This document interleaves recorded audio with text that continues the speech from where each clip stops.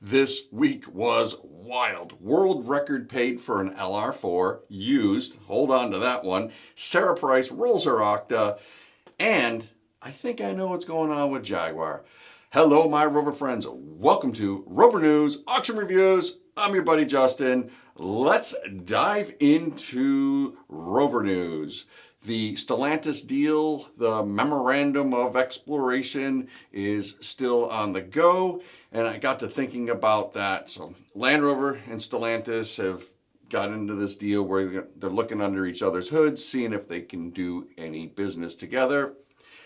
What could Land Rover want from Stellantis? What could Stellantis want from Land Rover? Well, I'm sure they want the technology that Land Rover has for their 4x4s. I hope they don't give it to them. And I think Rover wants the EV platforms from the Dodge Charger, Challenger, that electric EV that was a complete flop.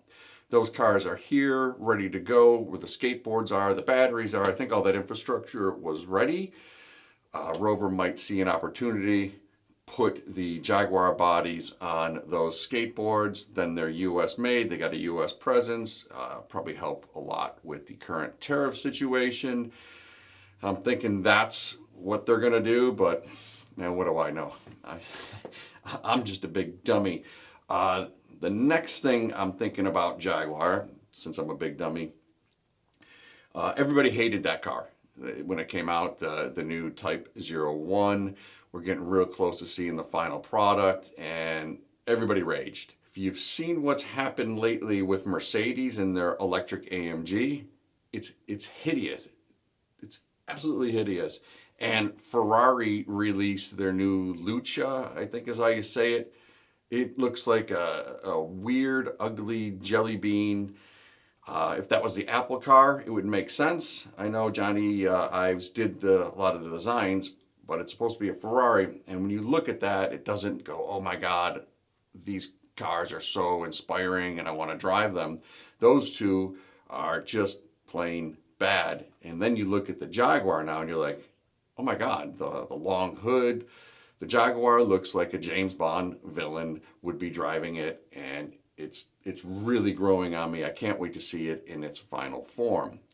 So it brings me back to why are automakers all kind of going down the EV softer road with their performance cars. And I think the next generation of customers won't care the way that, if you're watching this, you probably do care about your motors and the experience, and I want to feel something when I get in the car. I think the next generation of car people are going to be, I grew up on this, and if I can get into a Jaguar that's absolutely beautiful but still have that iPad, my phone feeling, check my Instagram, they're going to go for it. The newer generation doesn't know how to drive sticks, okay, but the newer generation doesn't really even drive anymore. So having an electric vehicle that's autonomous might be what they're starting to see, and who they're making these vehicles for. I'm all for it. Any new technology is generally cool, but I'm starting to think that I'm in my dinosaur years here looking back, and better get on my porch and shake my fist. So I think that's why we're seeing this weirder design language, because it's not for us petrol heads. It's for the next generation, maybe the Silicon Valley kind of guys, tech bros. I really don't know. It's just a guess. Like I said a few minutes ago, I'm just a big dummy. On to more Rover news. Oh, if anybody knows what's going on with Stellantis, hit me up and DMs. I'll keep it just between us. On to more Rover news.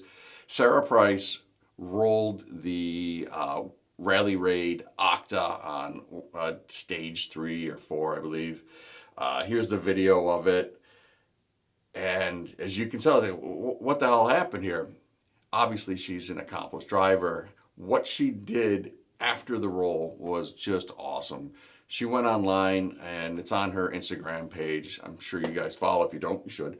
And just said, hey, I messed up, and yep, I was doing great the day before, and today I thought I could hustle around the corner and went up the wall and flopped it on its side. Uh, I really respect that she took the time to go out and just say, hey, I messed up. I owned it. People now are so fragile, and especially online, they want to hide from everything. She went right out, said, that's it. I screwed up. I'm going to try to be better the next day. So good on you, Sarah. We need more people like that, that when they make mistakes, they'll admit it and own it, try to fix them. Okay, I'm off my high horse now. Let's get on to Lucky 8 news. If you caught the last video, I did about 1,000 miles in a Range Rover Velar. I'm in love with them. Again, maybe I got this long hood thing in my head. I think that the slope of the windshield and the long hood is amazing. I really do like the vehicle. Check it out. Took it all through Las Vegas, did a bunch of crazy stuff, had it out in the desert, through the cities and the highways. It's a fun little watch.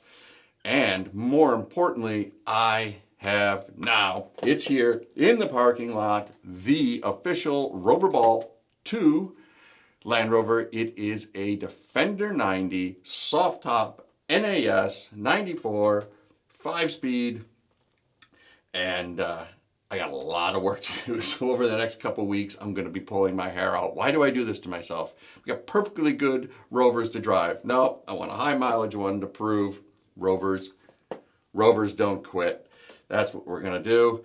So wish me luck on that. And now we'll move on to this week's sponsor, Green Egg. We met them at Destination Defender. They want us to do some crazy stuff with the Green Egg, so they sent us one. Green Egg, thank you very much for sending it. We're going to use it. We're going to get it out at events. So if you ever wanted to see one, I'm going to be dragging it around on Roverball. Okay, thank you for that. On to the auctions. I can't figure it out. I am right a bunch of times, and I am so wrong the other times. It's ridiculous. Let's start off with me being unbelievably wrong. 1997 300 TDI 130, completely redone. It's absolutely beautiful, but it's got 300 TDI in it. So I'm going, right around 70K. My guess was $69,700. This thing sold. You sitting down? $125,000. That to me is LS swap money, but car market's crazy. What do I know? I was like 50% off at 70 grand. Bonkers. But I'm going to redeem myself. 08, 80,000 mile, Benetti gray, great color, LR3. My guess, 12,500. And it sold for 13,200. 250. Within 10%. Hooray for me. Next up, world record breaker. This LR4 was essentially brand new. Guy bought it, put it away for God knows why, but that's what he did. 2016 Landmark Edition LR4, 1,600 miles, 1,600. My guess is it's going to break the old world record. My guess was $53,800. World record, as I sit here, is $69,000. They sold that car for $69,000. The world record before was a 16 Lux at 56.25. I did not think it had the legs, but we've seen the car market. It's been really, really weird lately. Anyways, congratulations to the new owner of their new LR4 that's 10 years old. Okay, here's a cool one. 3-door, 200 TDI, Discovery. I was considering this for a Roverball car before we got the Defender out there. My guess, $13,600, sold for $14,500. Redeeming myself, right? Okay. And lastly, an 08 LR3, 176,000 miles, rusty.